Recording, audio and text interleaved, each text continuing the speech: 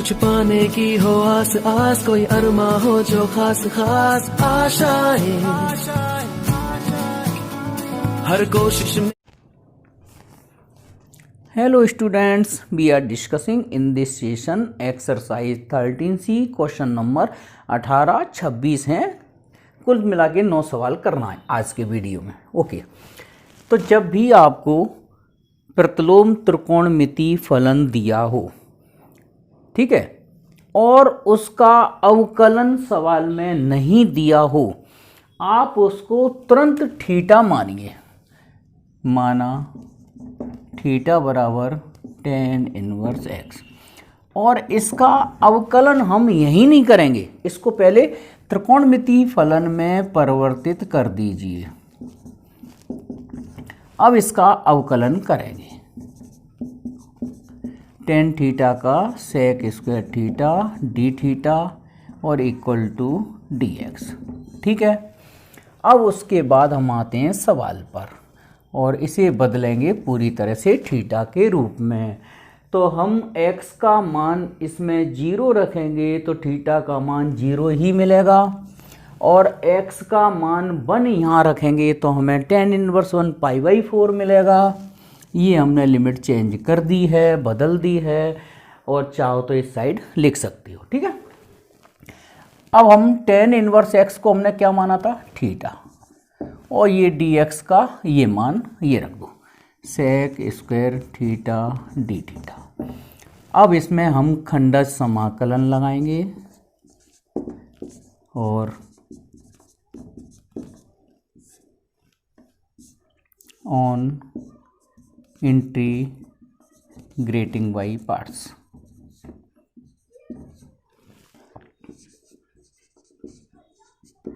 I equal to लगाइए integrating by parts खंडज समाकलन, पहला फलन जैसा का जैसा। अच्छा, ये तो आपको पता चल गया कि ये अपना फर्स्ट फंक्शन है, ये सेकंड फंक्शन है ना।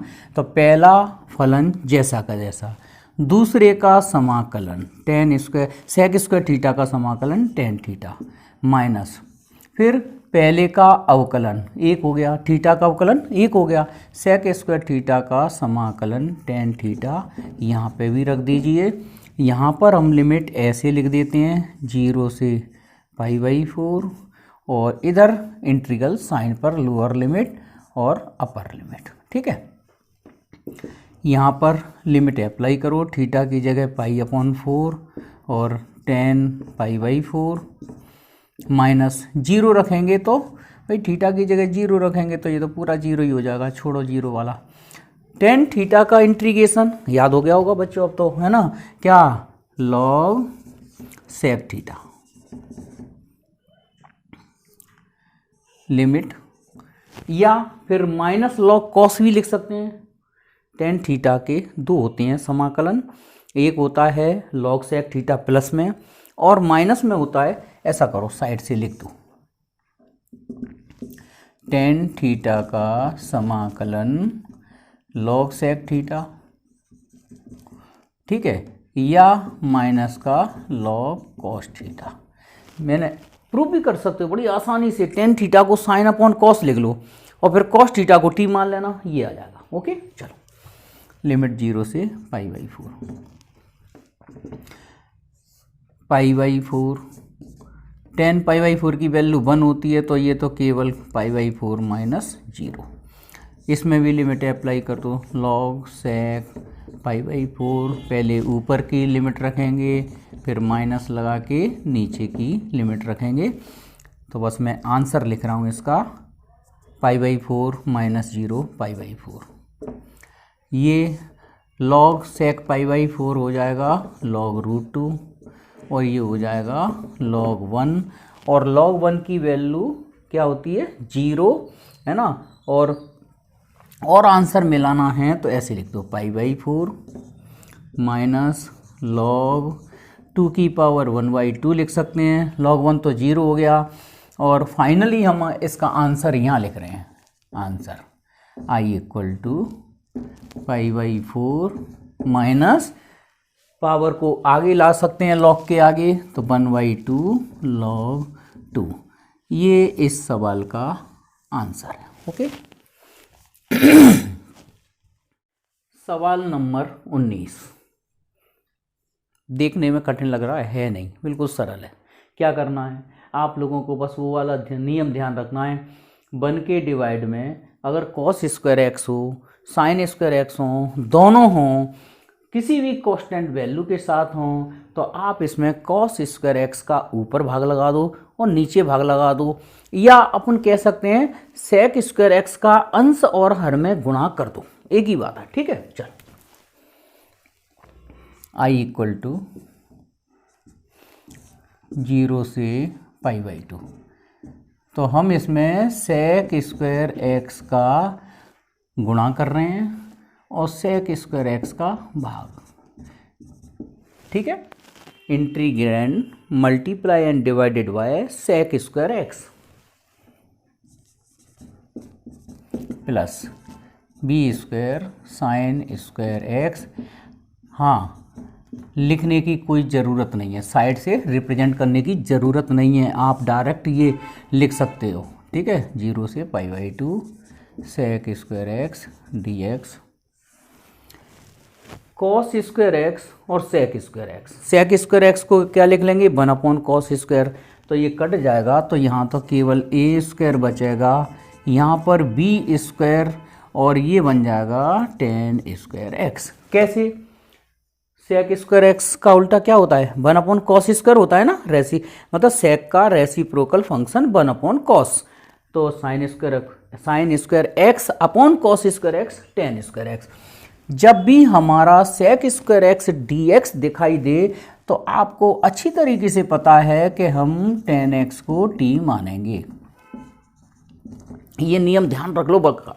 अगर sec square x d x कभी भी दिखाई दे इंटीग्रैंड में, समाकल में, आप tan x को t मानेंगे, ये मन में बैठा लो। ओके, इसका अवकलन on differentiating dt equal to sec square x d x.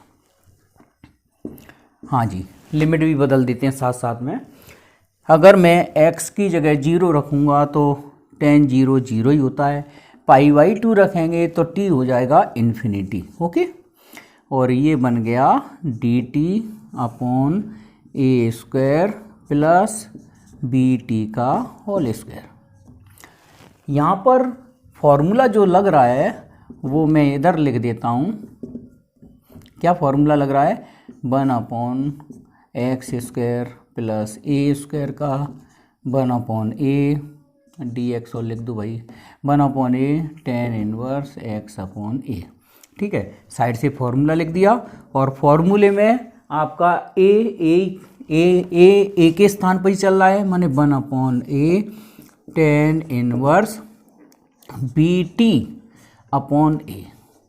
हाँ, एक बात का और ध्यान रखना भाई, यहाँ पर आप, यहाँ अकेला t नहीं है, t के साथ में b भी दिया है, तो b का डिवाइड यहाँ लगाना पड़ेगा, क्योंकि अगर आप एक स्टेप बढ़ाते तो bt को u वगैरह मानते, तो हम डायरेक्ट कर रहे हैं उसको bt के साथ जो भी कॉफिशिएंट हो, गुणांक हो, उसका भाग और लगा दिया करो। तो 1/ab, इसमें लिमिट अप्लाई कर दो tan इनवर्स। एक बात का और ध्यान रखो, जब भी लिमिट इन्फिनिटी हो, 0 हो, कुछ भी संग में हो वो तो इन्फिनिटी रह जाएगा, 0 हो तो कुछ भी हो संग में 0 ही हो जाएगा। और tan इनवर्स इन्फिनिटी π/2 होता है, 0 0 ही होता है। तो कुल मिला के इसका आंसर इधर लिख देते हैं, i इक्वल टू कितना, π/2ab। ये इस सवाल का आंसर है। ओके। सवाल नंबर 20, ये भी बहुत आसान सवाल है। आप sin 2θ का फॉर्मूला भी बना सकते हैं, डायरेक्ट भी कर सकते हैं, तो आप बिल्कुल सिस्टमेटिक, जैसे बोर्ड एग्जाम में सॉल्यूशन किया जाता है, तो आप इसको sin 2θ का फॉर्मूला बनाओ। तो sin 2θ का फॉर्मूला क्या होता है, यहाँ साइड से लिख देता हूँ। sin 2θ होता है 2 sin θ cos θ, है ना। तो उसके लिए हमें 2 चाहिए, तो यहाँ 2 का डिवाइड कर दो और 2 का यहाँ मल्टीप्लाई कर दो, 2 sin θ cos θ। I equal to, मेरी कोशिश है कि आपका 13C तो आज ख़त्म हो जाए। 13D में भी 26 सवाल हैं तो डिफ़िकल्ट, मगर कल सारे बैचेस की छुट्टी है, इसलिए मेरी कोशिश रहेगी कि 1 तारीख को, आज 31 है, लास्ट है आज 2020 का, ख़तरनाक साल जो हमेशा हमेशा के लिए याद रहेगी, उसका आज आखिरी दिन है। ईश्वर की कृपा सब लोगों पर बनी रहे, और जिस तरह से आज आप सुरक्षित हैं उसी तरह से आप और आपका पूरा परिवार सुरक्षित रहे। मेरी तरफ से नए आने वाली साल की बहुत बहुत शुभकामनाएं, और जाने वाले साल को भी राम राम श्याम श्याम। चलिए, ऑन इंटीग्रेटिंग बाई पार्ट्स माने खंडस समाकलन, on integrating by parts, I equal to 1/2। हाँ, इसको फर्स्ट फंक्शन, इसको सेकंड फंक्शन। तो पहला फलन जैसा का जैसा रखिए, यहाँ sin 2θ का इंटीग्रेशन माइनस cos 2θ/2 माइनस, पहले को यहाँ डिफ्रेंशिएट कर दिए, माने थीटा का अवकलन 1 हो गया, डिफ्रेंशिएशन इसका, sin 2θ का इंटीग्रेशन यहाँ पे भी लिख दीजिए cos 2θ/2 और dθ। लेकिन ज़्यादा जल्दी में इस 1/2 को मत भूलिएगा भाई, 1/2 टोटल फंक्शन के बाहर चल रहा है। ओके, तो ये 1/4 और थीटा cos 2θ। अभी लिमिट और लगाते हैं भाई, यहाँ जैसे लिमिट नहीं लगाई हमने, तो यहाँ पर लिमिट लगाइए इस तरह से, 0 से कितना चल रही है, π/2। इसमें कुछ माना तो है नहीं, तो लिमिट तो चेंज करनी नहीं है, लिमिट तो 0 से π/2 ही चलती रहेगी, 0 से π/2, और माइनस माइनस प्लस हो जाएगा, 1/4 हो जाएगा, और ये बचा cos 2θ dθ, लिमिट 0 से π/2। ठीक है, इधर हम लिमिट लगाते हैं, पहले थीटा की जगह π/4 रख दो, π/2 रख दें, तो ये हो जाएगा cos π। 0 रखेंगे तो ये तो 0 हो जाएगा, क्योंकि आगे थीटा की वैल्यू 0 रखेंगे, हालांकि cos 0 तो 1 होता है, लेकिन थीटा की वजह से ये पूरा सेकंड टर्म 0 हो जाएगी। 1/4 cos 2θ का इंटीग्रेशन sin 2θ/2, लिमिट 0 से π/2,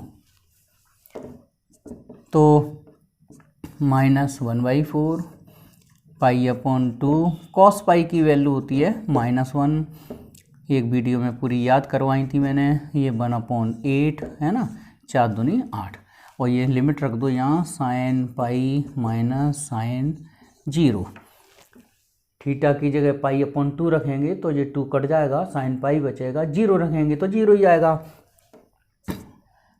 I equal to minus minus plus π/8, और ये पूरी टर्म 0 हो गई भाई, sin π की वैल्यू 0, sin 0 की वैल्यू 0, 1/8 0, केवल आपका आंसर इस सवाल का इतना आएगा।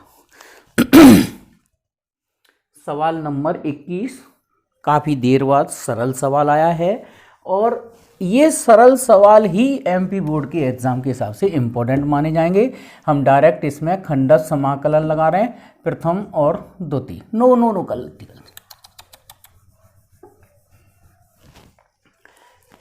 सवाल नंबर 21, काफ़ी देर बाद बहुत सरल सवाल आया है, जो डायरेक्ट टी मानने से होगा। अब आप लोग सोच रहे हो सर यहाँ आप कैसे टी मान रहे हैं, मैं बताता हूँ आप लोगों को। यहाँ पर मेरे को पता है कि e की पावर में x होना चाहिए था, वहाँ पर x² दिया है, और x² का डेरिवेटिव अवकलन भी यहाँ दिया है x dx। इसलिए मैंने तुरंत सोच लिया, आप भी सोच लोगे, क्या सोच लोगे कि लेट t बराबर x² dt equal to 2x dx, तो dt/2 equal to x dx। I equal to, एक बार मैं फिर बता दूं, बोर्ड की कमी की वजह से मैं इधर लिखता हूं, आप लोग यहाँ लिख दीजिए, ठीक है। अब मैं तो यहाँ और ऊपर से भी लिख सकता हूँ, I equal to limit change कर दो, x की जगह 0 रखेंगे तो 0 ही मिलेगा और 1 रखेंगे तो 1 ही मिलेगा, लिमिट में कोई चेंज नहीं आया। और ये बन गया x dx की जगह कितना dt/2 माने e की पावर t dt, और ये बन गया आपका सवाल। कितना सिंपल वे में आ गया, काफ़ी इंपॉर्टेंट सवाल है। सिंपल कहने का मतलब ये नहीं कि ये इंपॉर्टेंट नहीं है, ये बहुत इंपॉर्टेंट सवाल है, क्योंकि अब 4 नंबर से ज़्यादा के सवाल नहीं आना, तो 4 नंबर में अपना इंपॉर्टेंस रखता है। चलिए e की पावर t का इंटीग्रेशन e की पावर t हो जाएगा, लिमिट 0 से 1 और i इक्वल टू 1/2 e की पावर 1 e की पावर 0, और ये आंसर e-1। ओके, बस काफ़ी है। सवाल नंबर 22 NCERT में भी है, इम्पोर्टेंट तो नहीं कह सकते क्योंकि कुछ कैलकुलेशन इसमें ज़्यादा हैं, हालांकि इसका समाकलन सरल है, इंटीग्रेशन सिंपल है। क्या ना क्या है सवाल नंबर 22, सवाल देखने में ही खतरनाक है, हालांकि कुछ कैलकुलेशन लास्ट में आके डिफ़िकल्ट आएंगी इसकी, मगर सवाल कवरिंग में है, आप लोगों की समझ में है, आप देखते ही पता लगा रहे हैं। जो मैंने नियम बताया था, क्या नियम बताया था कि अंडर रूट वाली संख्या को t मानना है, तो यहाँ हमने माना t बराबर √sin⁵, ठीक है। तो स्क्वायरिंग करके ही अपन अवकलन करते हैं, ये अपना पुराना रूल है। अवकलन करिए इसका, t² का 2t dt, sin⁵ का cos⁵ d⁵, ये हो गया। अब लिमिट चेंज और कर लेते हैं, लेकिन लिमिट चेंज करने से पहले इंटीग्रैंड माने फलन को इस रूप में बनाना है कि हम इसको आसानी से t में कन्वर्ट कर सकें। तो उसके लिए क्या करेंगे, चलो ये तो कोई दिक्कत नहीं है, sin⁵ का कुछ नहीं करना है। हाँ, cos की पावर 5 है ना, cos⁵ d⁵ हमें चाहिए, तो एक फंक्शन इसमें से अलग निकाल दो, cos की पावर 4⁵ और ये cos⁵ और d⁵, ओके। उसके बाद 0 से π/2 √sin⁵, और इसको हम लिख सकते हैं 1 - sin² का होल स्क्वायर, है ना भाई। cos² थीटा 1 - sin² थीटा होता है, पावर 4 है तो स्क्वायर लगा दिया, और cos⁵ d⁵। हाँ जी, अब इसको t की फॉर्म में कन्वर्ट करो, तो यहाँ पर फाई की जगह 0 रखेंगे तो ये 0 मिलेगा, π/2 रखेंगे तो यहाँ 1 मिलेगा, लिमिट हो गई 0 से 1। √sin⁵ को माना है हमने t, और ये आ जाएगा t की पावर 4। कैसे, अगर मैं इसका एक बार स्क्वायर और कर दूं तो sin² कितना हो जाएगा, sin² t की पावर 4 हो जाएगा, और इसका होल स्क्वायर लगाई दिया, cos⁵ d⁵ की जगह 2t dt। बस अब इसको सॉल्व कर लो केयरफुली, देखो 0 से 1, 2 को आगे कर दो, और ये हो गया t², t × t² इसका होल स्क्वायर ओपन करो, t की पावर 4 माइनस t की पावर 4 का स्क्वायर कितना हो जाएगा, t की पावर 8, और 2t की पावर 4 और प्लस का 1 और dt। t² का इंटू और कर दो इसमें, तो t की पावर 10 हो जाएगा, 2t की पावर 6 हो जाएगा, और प्लस t² हो जाएगा dt। समाकलन का सबसे पहले नंबर का सूत्र लगा दो, t की पावर 11/11, 2t की पावर 7/7 और प्लस t की पावर 3/3। ठीक है, लिमिट कितनी है, 0 से 1।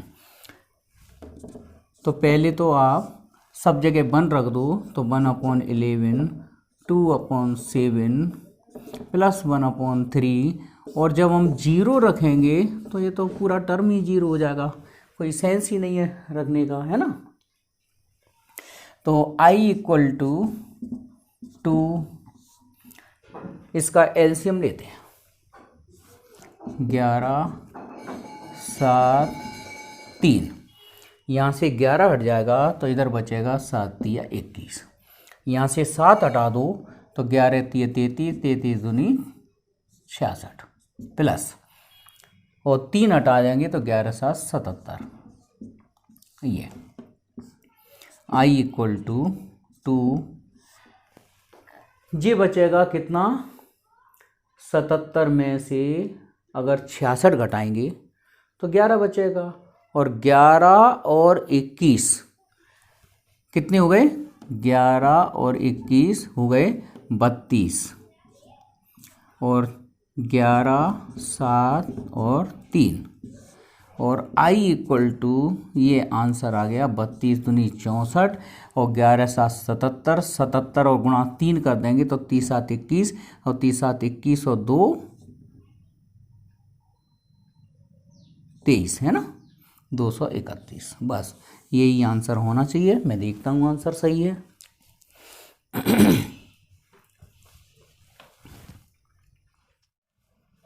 सवाल नंबर 23, 10 की पावर 2 हो, 3 हो, 4 हो, बड़ी आसानी से सॉल्व हो जाते हैं। आप इसमें से क्या करना है, 10 स्क्वायर एक्स अलग करिए, 2 को तो कोफिशिएंट है बाहर कर दो, और इसको मैं लिख रहा हूँ 10 square x into 10x dx। फिर उसके बाद 10 स्क्वायर एक्स को तुरंत सेक स्क्वायर एक्स माइनस 1 लिखिए, 10x dx। ब्रैकेट ओपन कर दो, 0 से π/4, इसको ऐसे लिखो 10x और सेक स्क्वायर एक्स dx, और -2 0 से π/4 10x dx। ओके, 2 इसका मल्टीप्लाई किया तो 10x सेक स्क्वायर एक्स dx, 10x का इंटू -1 में कर दिया, और 2 वही सब के साथ में, दोनों इंटीग्रल के साथ में चलेगा। अब हम यहाँ late t equal to 10x मानेंगे, ये आपको पता ही है कि सेक स्क्वायर एक्स dx दिया हो तो इसको ही मानेंगे, तो dt equal to sec square x dx। हाँ, इसका नाम I1 दे दीजिए, क्योंकि चक्कर ये 10x यहाँ पे भी है, 10x यहाँ पे भी है, किसको क्या पता किसके लिए t माना है, तो 4 हम लिखेंगे I1। चलिए, तो 2 लिमिट 0 से 1 हो जाएगी, और ये बचेगा t dt, और -2 10x का इंटीग्रेशन log sec x लिखो, चलो log sec x, और लिमिट 0 से π/4, 2 t का इंटीग्रेशन t स्क्वायर बाई 2 हो जाएगा, लिमिट 0 से 1, -2 यहाँ log sec π/4 और माइनस log sec 0। ये तो अभी हुआ है इस जैसा सवाल। तो लिमिट टी स्क्वायर की जगह 1 रखेंगे तो ये तो 1 - 0 दे देगा, और ये 2, और ये log √2, और ये log 1 की वैल्यू 0 होती है। आपका आंसर बच रहा है i इक्वल टू कितना, 1 - 2 log 2 की पावर 1/2, √2 को लिख दो 2 की पावर 1/2। पावर को आगे ले आइए तो 1 - 2 1/2 log 2, 2 से 2 कैंसिल होगा, ये है आपका आंसर 1 - log 2। ये 24 i इक्वल टू 0 से π/4 √10x dx। बहुत खतरनाक सवाल है, बहुत लेंथी सवाल है, बड़ी लंबी प्रोसेस है इसको फिनिश करने में। तो पहले मैं इसको ड्रॉप करना चाह रहा था, लेकिन फिर कुछ बच्चे कहते कि सर क्यों छोड़ दिया इसको, MP बोर्ड में किसी भी हालत में आने लायक नहीं है ये सवाल, लेकिन सॉल्यूशन तो बना ही दें। चलो देखो, late t equal to √10x, तो यहाँ t square equal to 10x हो जाएगा, और इसको डिफ्रेंशिएट करेंगे हम, ठीक है, ऑन डिफ्रेंशिएटिंग टी स्क्वायर का 2t dt। बड़ा सावधानी से एक देखते जाना भाई वीडियो, पूरा एक एक स्टेप ध्यान से, कोई बात ना कर रहा हो इस समय ना हो। i इक्वल टू हाँ जी, अभी तो और करना पड़ेगा भाई, ये टी में चक्कर, ये sec square x d x वहाँ है ही नहीं, तो 2t dt upon sec square x को लिख देते हैं 1 + tan स्क्वायर एक्स, ठीक है, इक्वल टू dx। अब ऐसा तो हो नहीं सकता कि t और x दोनों साथ चल जाएं, तो हमको क्या करना पड़ेगा, 2t dt और tan t square tan x, तो tan स्क्वायर एक्स t की पावर 4, ये बन जाएगा t की पावर 4 + 1, ये dx की वैल्यू। ओके,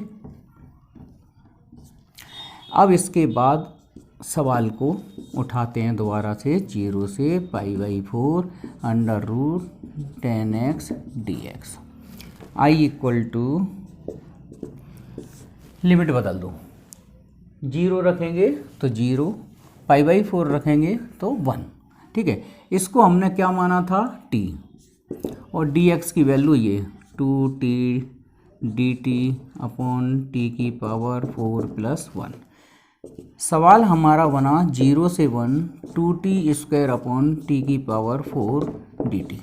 जब हम इंडेफिनेट सॉल्व कर रहे थे अनिश्चित समाकलन, उसमें ये लास्ट वाली एक्सरसाइज थी, तो आपको पता था कि पावर 4 वाली इक्वेशन बन जाए तो ऊपर t स्क्वायर + 1 और t स्क्वायर -1 या दोनों में से एक तो बनाना पड़ेगा। तो हम इसको ये लिख रहे हैं 0 से 1 t स्क्वायर + 1 और प्लस t स्क्वायर -1, ना ना ना ना, बीच में क्या लगाना पड़ेगा, माइनस, या ऐसा करो, माइनस माइनस क्यों, इसको लिख लो 1 + t स्क्वायर, है ना, और plus minus 1 - t square upon t की power 4 + 1 dt। Okay, T square add होके 2t स्क्वायर आ जाएंगे और 1 से 1 कैंसिल हो जाएगा, यही फॉर्म दोबारा से आ जाएगी लौट के। तो ये 0 से 1 अलग अलग कर दो, तो 1 + t स्क्वायर, और ये बचेगा t की पावर 4 + 1 dt, और माइनस 0 से 1 और 1 - t स्क्वायर अपॉन t की पावर 4 + 1 dt, है ना। फिर मैंने बताया था ना, टी स्क्वायर का ऊपर भाग लगाओ, टी स्क्वायर का नीचे भाग लगाओ, है ना, डिवाइड करो, i इक्वल टू 0 से 1, इसमें टी स्क्वायर का डिवाइड देंगे तो ये आ जाएगा 1 + 1/t स्क्वायर dt अपॉन, इसमें देंगे तो ये टी स्क्वायर + 1/t स्क्वायर, और ये बीच में माइनस है, प्लस कर देते हैं उसको, टी स्क्वायर -1, तो ये आ जाएगा 1 - 1/t स्क्वायर, और ये T square + 1/t square, limit 0 से 1। ओके, मैंने क्या कर दिया, इसको टी स्क्वायर -1 लिख दिया, फिर टी स्क्वायर का डिवाइड दिया, तो ये माइनस क्या हो जाएगा, प्लस। हाँ, ध्यान रखना भाई, जरा से गलती से पूरा सवाल चला जाता है, और ये dt। अब हम लेट 1, इसको अभी तो फॉर्मूले लगाने पड़ेंगे भैया एलजेब्रिक, तब हम मान पाएंगे 1 + 1/t स्क्वायर dt। ध्यान है आप लोगों को कि ये अगर यहाँ प्लस है तो ये माइनस वाला फॉर्मूला t - 1/t, पिछले वीडियो बना दिए, +2 और प्लस 0 से 1 और 1 - 1/t स्क्वायर dt, और ये यहाँ माइनस है तो ये प्लस वाला फॉर्मूला -2। अब यहाँ लिखेंगे let t - 1/t equal to u and t + 1/t equal to v। Okay, बार बार मैं आपकी तरफ नहीं देख सकता, क्योंकि एक मिस्टेक हो जाएगी मेरे को परेशान कर देगी, सॉल्यूशन गलत हो जाएगा। देखो, अब हम इसको डिफ्रेंशिएट करते हैं, तो इसका differentiation 1 + 1/t square dt equal to du and 1 - 1/t square dt equal to du। अगर और ज़्यादा डिटेल में जाना चाहते हो तो आप 12 यूनिट की लास्ट एक्सरसाइज पर पहुंच जाइए, उसमें सारे सॉल्यूशन मैंने ये डिटेल समझाए हैं। चलिए, अब यहाँ हम इसको u में कन्वर्ट करेंगे तो लिमिट भी चेंज करेंगे। अगर हम यहाँ 0 रखते हैं तो 0 - 1/0 माने देगा ये माइनस का इन्फिनिटी। ओके, अगर मैं t की जगह क्या रखता हूँ 0, तो 0 माइनस 1/0 माइनस इन्फिनिटी देगा, और 1 रखता हूँ तो 1 माइनस 1 इक्वल टू 0 देगा। और ये du अपॉन ये दे देगा u स्क्वायर प्लस √2 का स्क्वायर, और प्लस यहाँ रखते हैं 0 प्लस 1/0, तो ये प्लस का इन्फिनिटी देगा, और 1 रखेंगे तो 1 प्लस 1 2 देगा, और ये हो जाएगा dv अपॉन कितना v स्क्वायर माइनस √2 का स्क्वायर। अब यहाँ फॉर्मूला अप्लाई करते हैं, ठीक है। अब ये थोड़ा सा रफ करना पड़ेगा, अब पूरा ही रफ कर देते हैं, ठीक है। चलो इधर का हिस्सा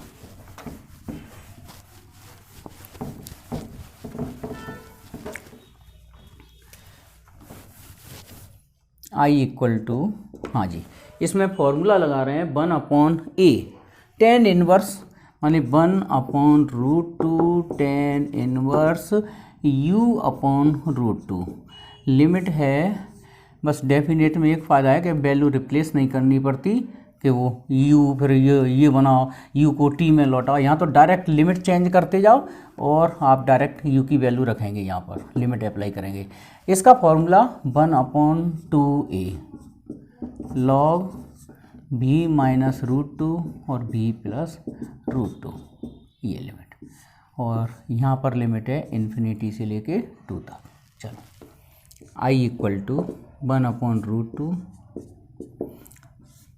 अप्लाई करो, tan इनवर्स 0 रखेंगे तो 0 ही मिलेगा, और ये माइनस इन्फिनिटी रखेंगे तो ये प्लस का tan इनवर्स इन्फिनिटी हो जाएगा, प्लस 1/2√2 log 2 माइनस √2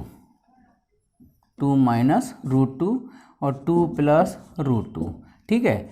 इन्फिनिटी पे ये डिफाइन नहीं होता, उसको 0 कर दिया जाता है। चलो I इक्वल टू 1/√2, तो ये tan इनवर्स 0 हो जाएगा, ये π/2 देगा, और प्लस का 1/2√2 log 2 माइनस √2 अपॉन 2 प्लस √2। ज़्यादा से ज़्यादा इसका रैशनलाइजेशन कर लो, तो 2 माइनस √2 तो ये देगा आंसर कितना π/2√2 और प्लस 1/2√2, और log इसका 2 माइनस √2 आ जाएगा 4 प्लस 2 माइनस मतलब a square minus 2ab b square plus b square minus 2ab करेंगे तो 4√2, और नीचे आ गया 4 माइनस 2। ओके, तो π/2√2 प्लस 1/2√2 log 4 2 6 माइनस 4√2 अपॉन 2, और ये π/2√2 प्लस 1/2√2 log 2 से कैंसिल कर दो तो 3 माइनस 2√2, ये इसका फाइनल आंसर है। नहीं तो कुछ बच्चे कहेंगे कि आंसर पूरा क्यों नहीं आया, π/2√2 और प्लस 1/√2 यहाँ रहने दो, है ना, और log 1/2 को उधर ले जाते हैं तो ये बन जाएगा 3 माइनस 2√2, अच्छा 1/2 है ना, तो 1/2 को ले गए माने स्क्वायर रूट, तो इसका रैशनलाइजेशन ठीक है 1/, हाँ जी।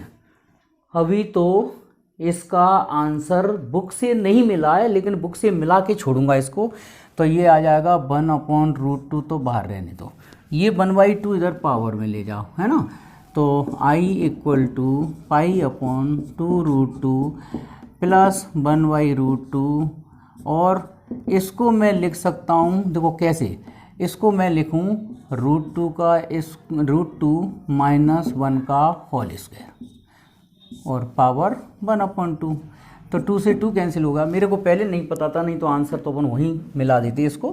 तो 1-2 स्टेप बढ़ गए इसकी, π/√2 और प्लस 1/√2 और ये आंसर आ गया log√2 - 1। ये है इस सवाल का। बहुत खतरनाक सवाल था, कैलकुलेशन बहुत हैवी है, बिल्कुल भी मत पढ़ना पचड़े में इसके, बिल्कुल इसको ड्रॉप कर देना। चलिए 25, 0 से π/2 sin 2x tan inverse sin x dx। सबसे पहले हम इसका अरेंजमेंट, ये भी थोड़ा सा कठिन सवाल है, देखो कैसे। sin 2x को लिख लो 2 sin x cos x और tan inverse sin x dx। इसके बाद इसमें एक लाइन और बढ़ा दो। क्यों बढ़ा रहे हैं हम? 2, भाई इसमें sin x को t मानना पड़ेगा, है ना। sin x को t मानना पड़ेगा, तो ये sin x तो यहाँ रख लो और tan इनवर्स sin x यहाँ रख लो और cos x dx इधर पहुँचा दो और यहाँ हम late t = sin x dt = cos x dx। चलिए लिमिट 2, 0 साइन 0 होता है, π/2 पे ये 1 दे देगा। sin x को हमने t माना है तो t tan इनवर्स t और cos x dx की जगह dt आ जाएगा। ठीक है, अब हम इसे करेंगे, बहुत खतरनाक सवाल है, फर्स्ट और सेकंड। चलिए इंटीग्रेटिंग बाई पार्ट्स लगाएंगे। तो फर्स्ट फंक्शन इसे मान नहीं पड़ेगा, इसको सेकंड फंक्शन मानना पड़ेगा। भाई इनवर्स आई लेट के अनुसार इनवर्स फंक्शन तो फर्स्ट फंक्शन में आएगा ही आएगा। तो देखो पहला जैसा का जैसा, दूसरे का इंटीग्रेशन, तो 2t²/2 पहला फंक्शन जैसा का जैसा, लिमिट 0 से 1, फिर -2, इसका इंटीग्रेशन फिर कर दो t²/2, इसका differentiation 1/1 + t² dt। Okay, limit 0 से 1, 2 से 2 कैंसिल हो गया, यहाँ 2 से 2 कैंसिल हो गया। यहाँ पर मैं लिमिट अप्लाई कर रहा हूँ तो 1 और tan इनवर्स 1, 0 रखेंगे तो ये 0 दे देगा और ये इम्प्रॉपर फ्रैक्शन बन रहा है। तो मैं इम्प्रॉपर फ्रैक्शन को मैंने वैसे रूल बताया है, आप डिवाइड दे के प्रॉपर बनाइए। t² + 1 से चला जाएगा तो t² + 1 माइनस माइनस ये कट गया, -1 बचा। तो इसको हम कैसे लिखेंगे? Quotient plus reminder upon divider, ये dt। tan इनवर्स 1 π/4 देगा ये तो, और यहाँ इसका इंटीग्रेशन कर रहे हैं तो 1 का t हो गया और ये हो गया tan इनवर्स t, लिमिट 0 से 1, π/4 और माइनस t की जगह क्या रखो? पहले 1 रखो, tan इनवर्स 1 और 0 रखेंगे तो ये तो कम्प्लीटली 0 हो जाएगा, है ना। तो ये आंसर देगा π/4 -1 और माइनस माइनस प्लस हो गया, ये भी π/4। मतलब कुल मिला के फाइनल आंसर मिल रहा है π/2 -1। 45 45 90, 90 का मतलब π/2 और ये वाला -1। ओके, सवाल नंबर 26, ये भी अच्छा है, हायर लेवल है, अच्छा लेवल है, CBSE के हिसाब से बहुत अच्छा है ना, लेकिन MP बोर्ड एग्जाम में नहीं आएगा। ये देखो इसमें करना क्या है, आपको ये सोचना है कि sin x + cos x किसका डेरिवेटिव है। तो यहाँ डेरिवेटिव कैसे सोचेंगे? इसका इंटीग्रेशन कर दो उसका, तो cos का sin x, मतलब sin x - cos x। मतलब ये क्लियर है कि हमें t मानना है sin x - cos x को। तो इसका अवकलन आ जाएगा कितना? cos x और प्लस sin x dx। ठीक है, तो ये रट्टा तो ख़त्म। मगर अब sin 2x का क्या करें? तो वो देखो, अगर मैं इसका स्क्वायर कर दूं इसका, ठीक है, तो t² = sin x - cos x का होल स्क्वायर, t² इसका होल स्क्वायर लिखो, sign square x plus cos square x minus का 2 साइन एक्स कॉस एक्स। इसकी वैल्यू कितनी हो गई 1 माइनस, और ये बन गया साइन 2x। तो ये हमने साइन 2x की वैल्यू निकाल ली यहाँ से 1 माइनस टी स्क्वायर। ठीक है, ये थर्ड इक्वेशन दे दो, बस हो गया सवाल का काम खत्म। देखो i इक्वल टू ये 0 से π/4 sine x plus cos x है, बढ़िया टेक्निकल है, ज़्यादा लेंथी तो खैर नहीं है। 9 + 16 है ना। साइन 2x का फॉर्मूला हम रखेंगे कितना, साइन 2x का फॉर्मूला 1 माइनस ये 1 माइनस टी मीन्स कितना है sine x minus cos x का होल स्क्वायर। ठीक है भाई, साइन 2x की वैल्यू 1 माइनस टी स्क्वायर है ना, और टी तुम्हारा क्या है ये है ना, sine x minus cos x.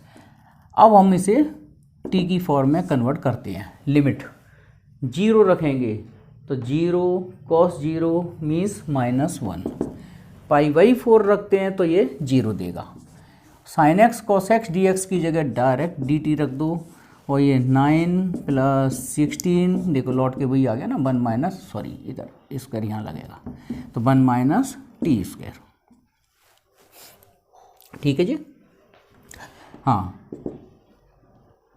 -1 से लेके 0 डी टी, ये ब्रैकेट ओपन कर दो तो 9 + 16 - 16 टी स्क्वायर, और ये -1 से 0 डी टी, और ये मैं 16 9 25 हो जाता है, स्टेप डायरेक्ट कट कर रहा हूँ, 5 का स्क्वायर लिख दो, इसको 4t का स्क्वायर लिख दें। ठीक है, अब यहाँ पर फॉर्मूला लग रहा है a² माइनस एक्स स्क्वायर का, है ना, तो यहाँ 1/2a माने 5 लॉग a + x माने 5 + 4t 5 - 4t, और हाँ एक काम 4t को हमने मतलब मैं था टी स्क्वायर होना चाहिए, उसके साथ 4 है तो यहाँ 4 का क्या देना पड़ेगा डिवाइड,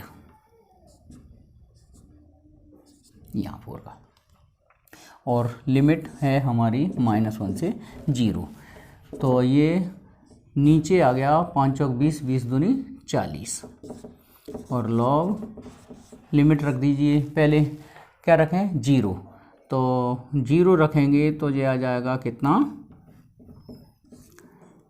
5/5 माइनस, अब रखते हैं t की जगह -1, तो 5 - 4 माने 1, और 5 + 4 9। ओके, लिमिट रख देना भैया आप लोग, पहले t की जगह 0 रख देना, फिर माइनस लगा के t की जगह -1 रख देना, ये वैल्यू मिल जाएगी तुम्हें। 5 से 5 कट गया तो log 1 की वैल्यू, ये log 1 बचेगा, तो log 1 1/4t log 1 minus log 1/9। Okay, बस मैं आंसर लिख रहा हूँ इसका, i = 1/4t, log 1 की वैल्यू 0 होती है ना, तो ये बचा 0 माइनस log 1/9, और अगर मैं इस माइनस को ख़त्म करना चाहूँ तो 9 को ऊपर ले जाना पड़ेगा, तो ये बचेगा log 9/4t ये।